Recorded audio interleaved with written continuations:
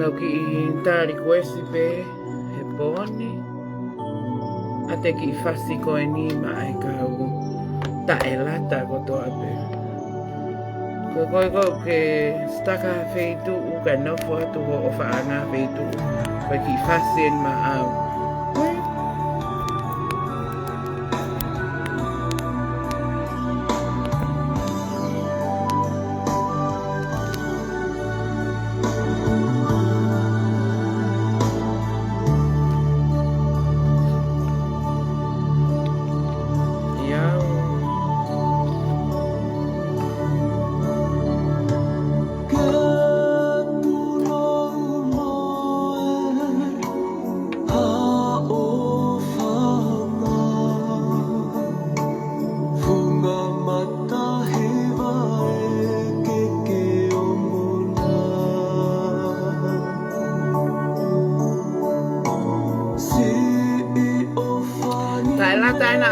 Tai lata ni ehe manato ai pege tau tai lata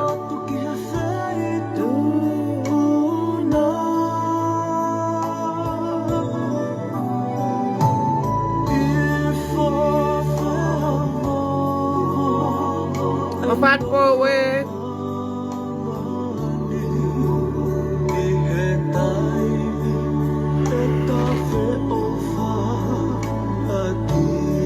Toi fehu'i.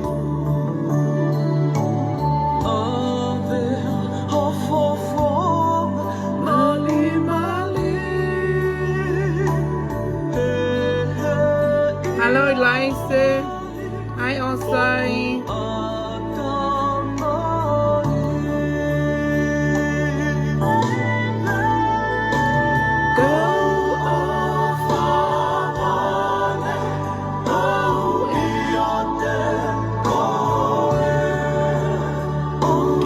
Mahati siyo ke tau kitangia.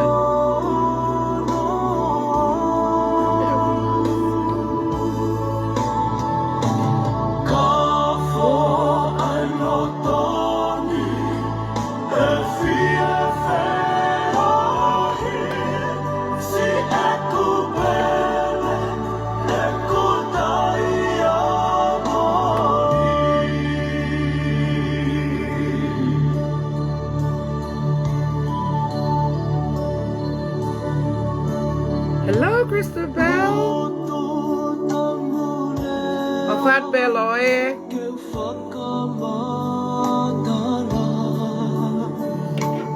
Hoosi nona Fakaanga'I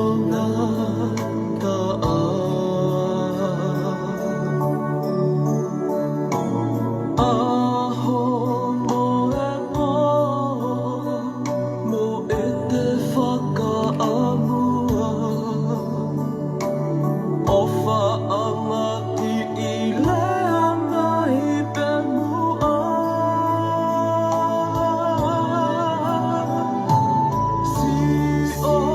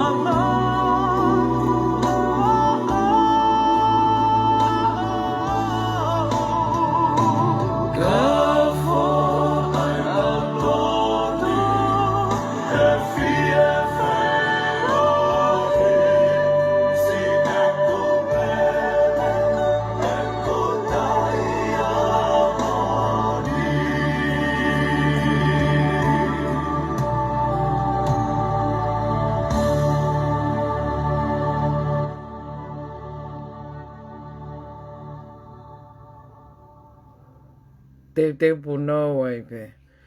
Mahalo ku oku haka. Mahau tau fehu'i pe da toi po ni foi tafasi ko ia. Ko mawhana ku loto ku fe ala kumi foi pere ko lau he hiwa. Kane ongo ia. Whakawhiawhia pe tau a usia mai whiawhi ko ni. Ko hu mai pe ni o whai ai pe ai whakakato whatongia.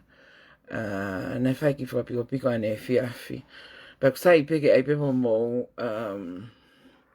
ai pe mo ki malolo na whai ko mo te kau mo to he ita he lahe tau asi mai. Kaikehe tau kamata koe wawenga e tau kamata. Koe wawenga e tau o se tau tata anoa ka tau tokanga ki ngai mea kehekehe oku tau whesia I api mea tau ngai whamiri. Pea moi whetu ko tau pek tau iai. Oku tau raktupe e whakawhetai kia tau eiki I he ene ofa. Mo ne tau hi ko whai ma te tau tolo tau au sia mai ai whiawhi koe ni. Mo ka taki pe o kai mau pe ki whatongi au whai he whiawhi. Pea koe e whiawhi ko ke au kai koe ke whakahoko ai whatongia te uwawe ma whai e laivi. Pea koe ngahi whiawhi ko kulele ko owa ko toki hawai pe I he taimi pe he ni ko mohe kakai ia. Sa Australia mo mea he kunau 2 hours behind anu sila ka koe hakani. Kau kiki fumahau inga koe kehe pe ku asi mai mo toksio ai pe apongpongi mo e ngahi aho hoko mai pe koe hai mea lava whai kei tala noa pe ko ia. Ko ia o ku o te whaapa ma a ho tau tui ki tonga mono whale pe ke hau eiki. Ka pehe foki ke kau taki lotu kotoa pe o ku kapa o ku watu ki ai Apollo kalama pe pehe ki he e tau kau wharealea mo ka kai o na o wha o ngai lao ke Palemia mo wharealea pe pehe foki ki he poate koe ni ai patoa Pohiva koe na nau tu mau kai he ke toenga o ku atu ai whakaapa ma kehe ma te kimoutolo pea moi whakamalo lo ta Founga ko Fakaanga'I atu ki mautolo ko te ape patoa hono whakamalo ia ki mautolo I he fua mai ngai whatongia I wharearea kai pehe ki he na ko uhinga ko matea ki e visone u tau tui ki ai o atu kai whakaapa ki he toenga o taha ko toa pe o mea mai pe o kuke patoa pe kuke tae patoa ofa pe o moulelei pe me mo ngai wheitu taki taha ka hoko te tau polo kalama tau kei whakapa aki pe neongo koe tatau e tau tui pe neongo e tau whakawhiki ki he Facebooka he ngai tālanga mea peuksai ko hinga ko lahinga e tau whakawhiki ki iai whaahinga iai taimi o ku mo o mai ngahi poin lelei a pito ke whae sio ki ai. Ka paufu he kai ke whae ha wahe aki. Ai anga e tui he kai te sio pe me fo I engolo pe taha. Pea paufu wahe me tatau pe tui et pe I kai. Ka ko mea whakawhiawhia pe o mai ko sio tokolahe a pito ai kakai o ki kake nau tui ke patoa o ku nau I loto I he peskana international o whaafofa au pito. O kou laka ian ki mautolu koen he international o tatau pepe moi patoa New Zealand ke mea mai kakai koe ni ke whahatalanga lelei. Ka taki pehe kai ke maulawa purei pe sete te au koe ke maulawa control e kakai mana ungai pe e halea toki tua pe mou ka taki. Ka koulaka mamao ia ngau he nau I loto ke mautala no he poini he hu mai koe e kau global. He? O mai ka global ia na mai pe na tau koe ke te ha mea ia koe tau kape pe. Koe kape pe mo o mai pe o ai koe na tangut pe kai peesi o sio ki he veve koe mo e vanu ko puhi koe Ofaloto pe a molila mo hai ke o kau manki ko ia Ko enau hau pe koe mea ko ia o tolo mai I loto. Oh, longa koe he nai pehe. Whaka ofa Wha ofa tau tala noa tau wha ofa I he atamai ine pehe. O koe kautama I loto koe timi usu koe kingdom politics, wawau politics o nau I loto nau tolu I he. O nau loto o tuanga pina toke nau mai ki loto. Pag nau mai nau wha sio whakalongolongo. Pag koe mea pe koe wha hatalanga koe ke nau tuiki ai. O ku nau kohi hake pe nau tolu ia. Nau kohi ake pena tau pa kohi te whakahinga nau a kau patoa nau tala noa os pe pea os. Pea ok whi whakaapa aki ange ai whi tala noa ake ko ia. Mai ka o mai ko e kau popo global o lau mai ko kia mautolu. Anyway, kua os mahino I o kehekehe tui. Pe kai ki tau te lawa ta tolo wei. Ai fo I pūlou kono kui koe ofa ke masiva. Ko foi pulo ya kane ofa ke masiva fu faka ori a pito ia he na e. Koe ko ha mea nia ke tau tokio mai ta tau patoa pa tau toko ma ofa ke masiva. Talu e tau ofa ke masiva hono whanau I me tau tolu. Na e whanau I me tau toi tonga ta ufanga e whangatapu. Na e whanau I mai ki tau tolu o tau ilo masiva. Tau ilo ngahi whakatuutuunga. Tau ilo ai na tau tupu hake e ki whanua ko hana tu I mai kuini manau kau hou ki kau mata apure mai afua. Na tau ilo. E taho e kuanga kulahi e mama pa tau sio pa tau pehe o ku tau loto ke tau hanga liliu e pule anga. O koe ke tau hana tau liliu e pule a tui. He ke tau te lau tau alaki ai ko tradition ko ia mai culture tau tolu ko ia ke tau te lau tau alaki ai. Ka ko e mautui, ko pure anga lelei, a taipe ki tua. Proud taipe, hono ave aipe, ho tau tui, hono fale, ia pure anga o I Kaikehe corrupt, ia pure anga o Kaikehe rife ia e Heilala Mohe Talavoua whakamafia. He? Ko iai, o ku... Koe o mai koe whilawe pe koe o mai koe ni koe he tui kone patoa. O ku neongo pe wheka umalohi au pito. O koe keo ilau ia ki he whainga kulupu ke he koe kulupu a mautolo. O ku lahi ai mea koe Tui'Onetoa. Pea koe foi kakano ia o ku whakawhiawhia I he anga koe ai whiohi koe ni ai patoa international o kai pehe patoa New Zealand. Taki he kakai mama, ka koe mea te pū enau ilo I lotu. Ka koe mea te pū enau tokan ke lotu, o nau loto taha ke mau luta, pea moe, nau loto taha ke change ange ai whainga toonga mo ui koe patoa alu me. Koe mea he mala e politiki koe tau lau I he poini. Mo ne lau, hoka pe ki he ulupoko.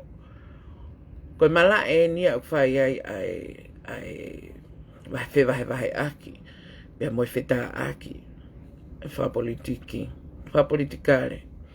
Ka kui kai ke peheni nia ke alu ia vanu ke kau mai ngahi whamiri. Mai ngahi loto whare. Moe ta aki hake ngahi mea loi. He? O ku whakahai aki maupe a e maha au pito koe a hoto uto. Ke te whai hatalano a lelei. Mo te lava o Fakaanga'I mo Kaikehe. Tui tatau, pe tui tatau. I he e te tō ke mea koe kape. Mo e manuki. Lau taki mala. He? Anyway. Whakaofa au pito. O ku ose ahoni ane afi. Ne mau a whahoko ai ki I pēnola koe ni ki he... Ke savea koe na whai koe he whakafofonga tangata pua. Ka koe sea o e poate ai patoa, se misika. Na whakahu atu ki he wharealea.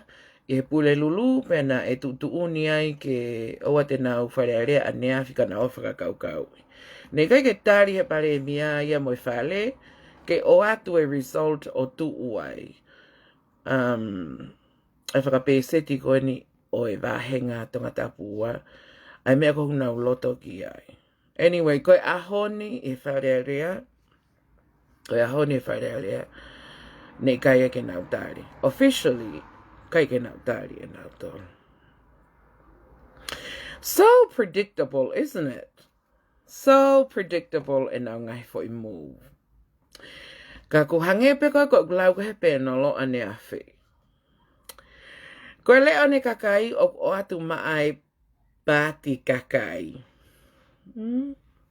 Remember, ko tala mai na e heke a Pohiva, tapu mo ia. O aluhake Palemia, e ka Palemia na e fili atu he kakai. Ka koe ungape koe heke. Koe fie ma umawhai nai maha koe ua kai ke kapangako. Heke a Pohiva, koe ne fo I alu pe koe ia, tau whakakau pe alu pe a Pohiva mga principles ko e patoa. Ka pau na heke a Pohiva pe a alu mai principles ai patoa, he I kai ke tui whahafulongoa a pehene. Neonga e ne alo o fili e Kaikehe ke nau whengau e aki, kana e tonu foke Taki, tau si ato ai pe ke whainga tila ko ia. Ke mea ko nai hoko, ko e au ke taimi ni, me he tau ko o si pe ke tau ni, ko tau si ato lewa I loi. Na e hangepe ano whakakoloa aki ia, ai fo I title ko ni ko e Palemia. Ko e mea koe ki ha whai tutun ko ha whainga mea, kai kau ia lau. Pule, kau ensinia ia mo e kau. Nau pule nau tolu ia. Pea toki poke lewa, ai Palemia koe ni he whenga I au kai. Maa koe whakatomala. Whakatomala mahalo pe koe ha. Tau ilo pe koe tau whai pe hanga I mea. O neongo pe o tau whai koe uhinga koe sio ho tau kau ngā mea mo e whai koe uhinga koe mea whakatoko lahi. Ka koe ki tau lota toki ai. Hange ko o tau ongo I pe tau tolu tau whakatomala. Pea o koutu ia pe hea Pohiva e tuu koe taimini. Kai kei tau fu ilo tau fu function fe hange pea ko koe mau whakatomala I. He koe ena koe ne Fakaanga'I e ia tonga. Osi e tonga he Fakaanga'I hiri koe koe kene tari e ia re o tonga. Koe ki foi wahenga pe e taha nei oto nau leo I kai kene tari e ia. It'll be interesting ka pate tau whakakaukau ke alo nei a Pohiva mo ene kau peki. O whaha ki isawea ngai ki foi isawea koe nei ai e misi. I hono wahenga. He, ko awa a Palemia, ko usio ke o mai pe he koe leo koe kakai. Ko alua wia ai haki foi savea pe he hangi foi savea ko amisi. Ko tui mahalo ka pau e whae Pohiva ki foi savea pe ano whaituu, mahalo ko ne toki whakamoni ia mo ne toki ilo whakapapau. Ko ne toki ilo whakapapau ia, ai ta e loto koe kakai ki he ne mea kou whai. He?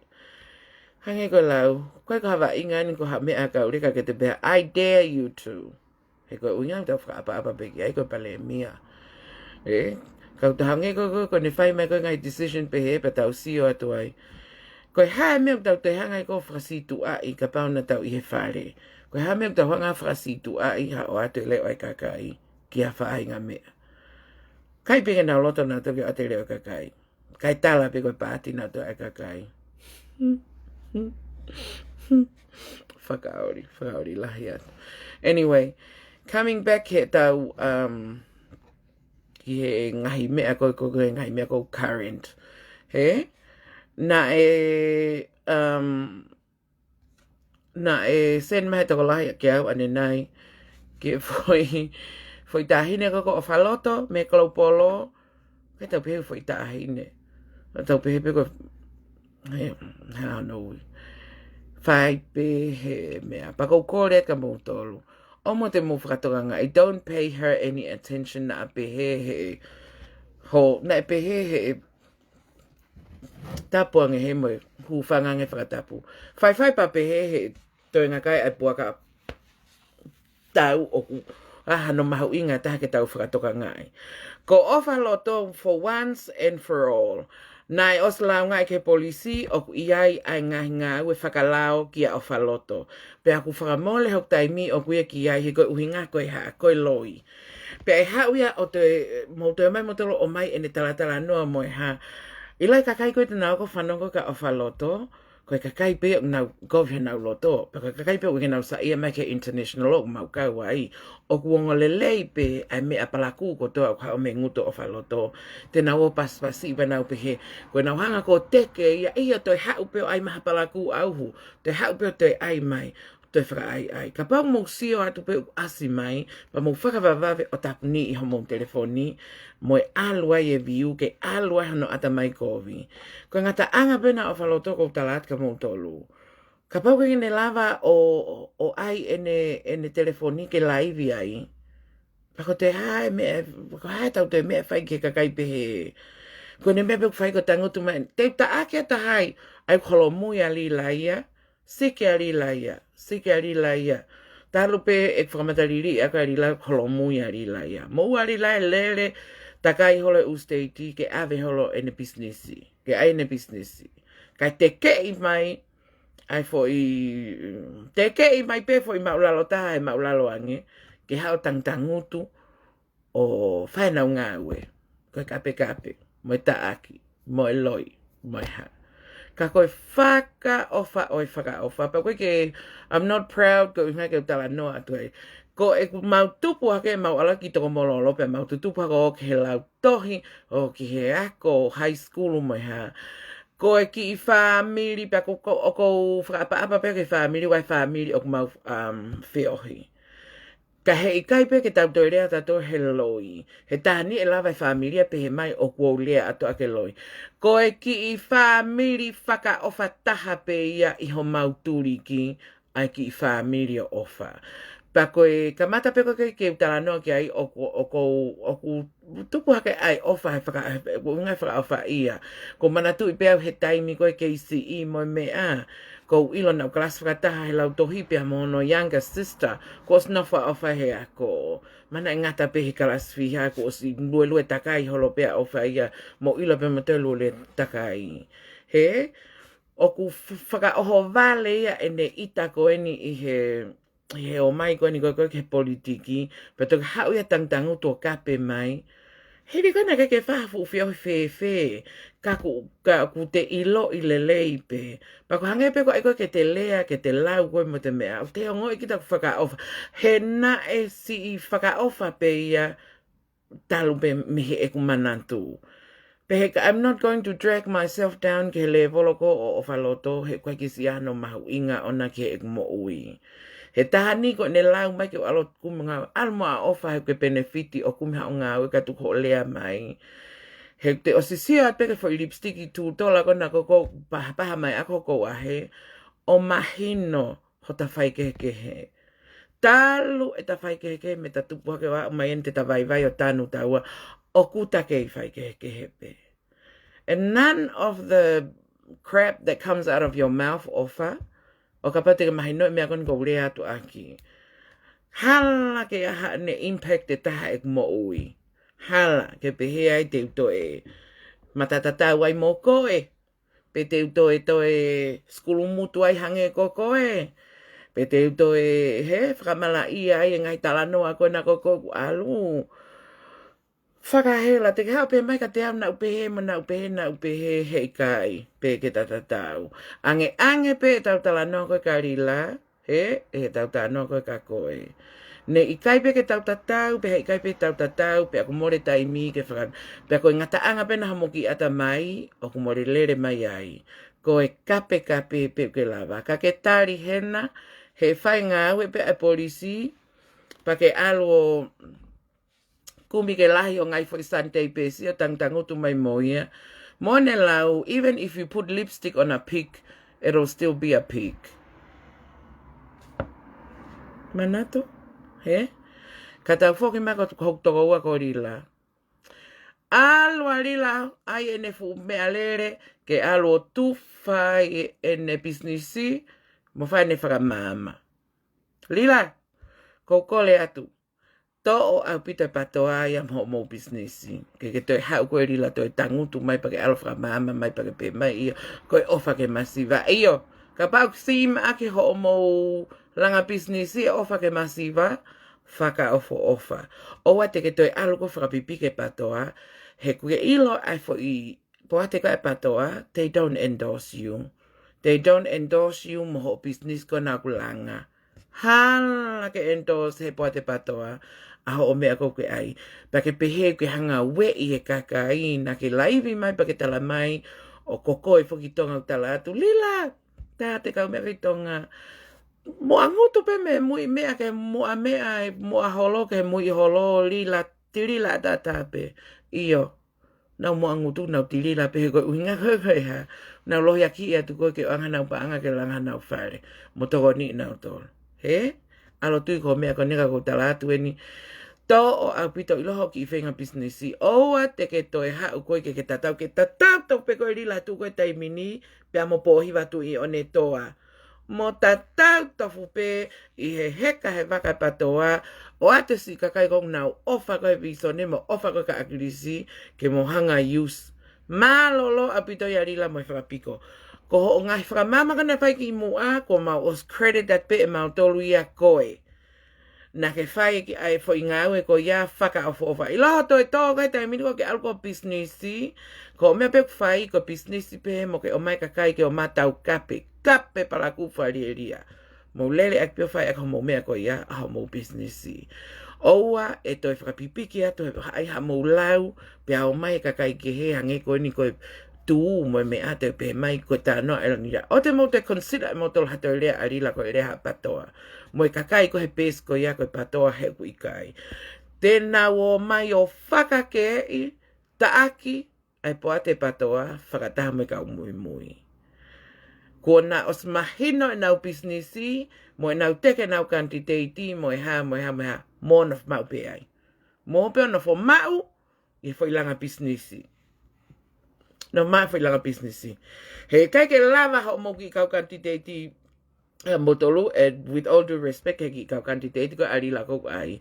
Hei kai ke mau lava mo toko talatu eni.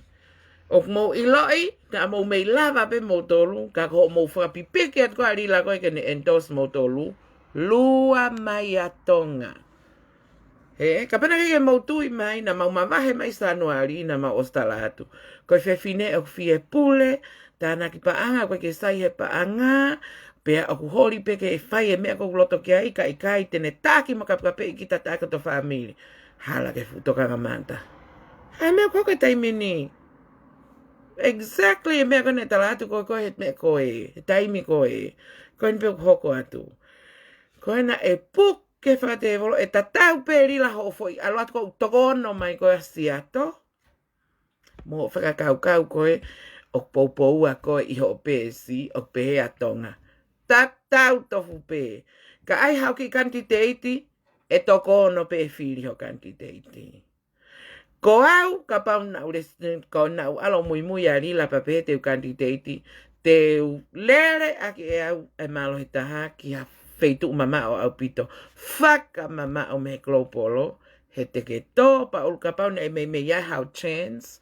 You already cross ho fo osi kolos kula for life o ngenge ho foi whenga maria ko he tuko he taimini. Ka pau ke pipiki ke futau la te volo.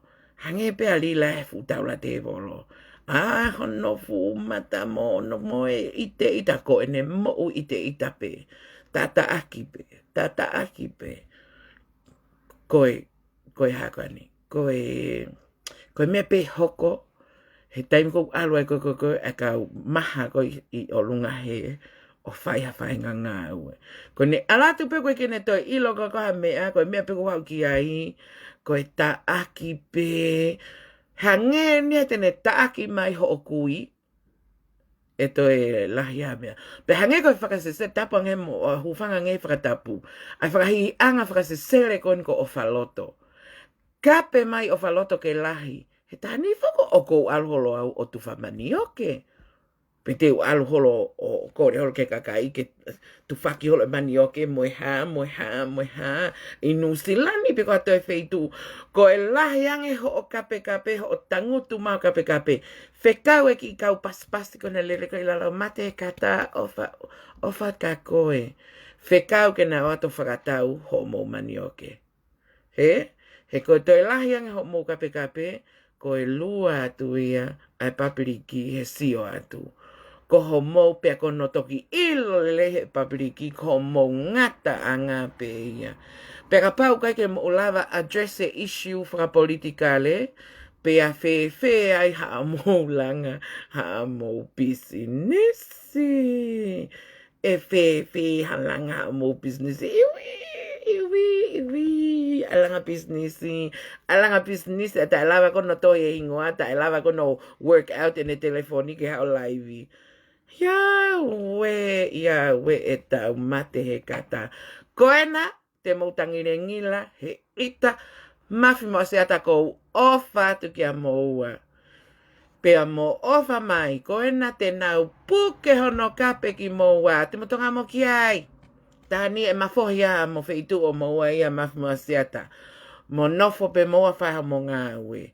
Kai tuke nau whakawhekiki atu he mea ngā ue, koe nā ko stongana whaeko mo ngā ue. Whekau, koe mafi mo asiata ko pehat. Mo puna mai ki tongani. O aweha mo mea ngā ue, tani whakalawa taha puna ki tonga. Manatu. He koa asiata mo mafi. Ko au mo ua ko mo toki o ma whai ta i mai e fu mea ngā ue pa mo ma tu u mai o Posi ta e motu mai mafu mea ngā ue pa mo pe mai lewa mei tonga. Mo mai ki tonga ni o ate mea ngā ue kona mo tani fuke lava ta ia punatu. Halatu. Kono ai pe ia. Whakahela, whakapiko e tautala noa mo kakai ta e maino. Koe ngahi mea koe hoko e alupe a mea hala o hala. Tau o mai, tau ilo koe ai e patoa. Pe tau ilo koe ai e timi usus mo kingdom politiki me ha. Pa tau hau pe tau tō ria pipiki ke mea ko tau tui koe ki ai. Tau o whano pou i pe hoko ai mo fetaaki pe mea whapolitikari sa i pe so what. Ta mai na tō tonu na tōna e pe he mo pe tau tate tau pe sa i pe. Toki hau. Toki hauanga kau mea fie business ta e iai hanau paanga mo mea tāna ke te iwi kakai e alu ki whea no tāna ke iwi kakai ke kasino aki. Ke kasino aki e rila e alu ki whea. He? Kasino aki kumi mea lele fo'o. He ikai ke tumo unga e kakai. Ranga palaku loto whai kehe he ikai. Ko mea pe hoko, ko enau tsunami takai holo e waha ahala ke whaingai nau business ke mo oni, ke mo ui. Kai tu loa ia. Ko e tāna ki paanga na tau rea he tāna ki paanga ko ni ai e mea. Kana kono uhi ngai, he kone associate pepe a moha whainga whakapolitikare, moha tekeha ngau e whakapolitikare, he ikai peke maa.